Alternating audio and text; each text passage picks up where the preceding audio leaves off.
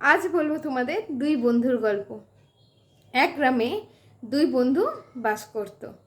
তারা এতটাই ভালো বন্ধুত্ব ছিল যে একজন আরেকজনকে না দেখে থাকতে পারত না, এবং তারা একে অপরকে খুব বিশ্বাসও করত।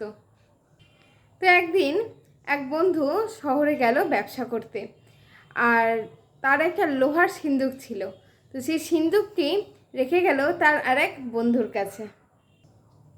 তো কয়েক মাস পর বন্ধুটা ফিরে এলো শহর থেকে, আর ফিরে এসে তখন সে তার ওই বন্ধুটির কাছে গেল এবং বন্ধুটির কাছে কি বলল, সেই যে লোহার সিন্দুকটি তার কাছে রেখে গেছিল সেটা যেন তাকে ফেরত দেয়।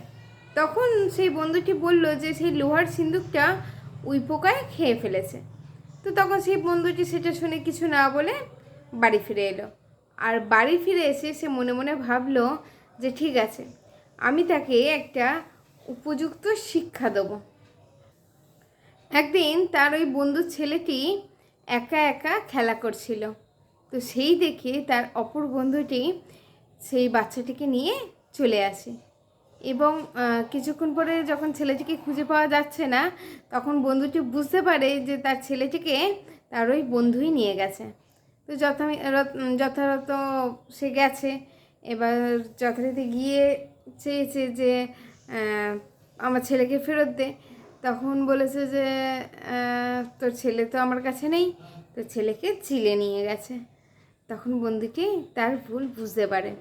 তখন সে তার লোহার সিন্দুকটা নিয়ে আসে, নিয়ে এসে বন্ধুকে ফেরত দেয়।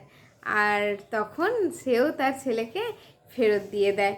আর সিন্দুকটা ফেরত দেওয়ার পর সে তখন ক্ষমা চায় আর বলে যে সে তার ভুল বুঝতে পেরেছে। তো বন্ধুরা, গল্পের নীতি কথাটি হলো, মন্দ কাজের ফল ভোগ কিন্তু করতেই হবে, আর মন্দ কাজের ফল কিন্তু মন্দই হবে। তো আমার গল্পটা এখানেই শেষ করছি। খুব তাড়াতাড়ি দেখা হবে অন্য আরেকটি গল্প নিয়ে। আর তোমাদের আমার গল্পগুলো যে ভালো লাগছে তোমরা কমেন্ট করে জানাচ্ছ, খুব ভালো লাগছে। এই গল্পটা কেমন লাগলো অবশ্যই কিন্তু কমেন্ট করে জানিও। খুব তাড়াতাড়ি নতুন আরও একটি গল্প নিয়ে আসবো। ভালো থাকবে, সুস্থ থাকবে, সাবধানে থাকবে। টাটা।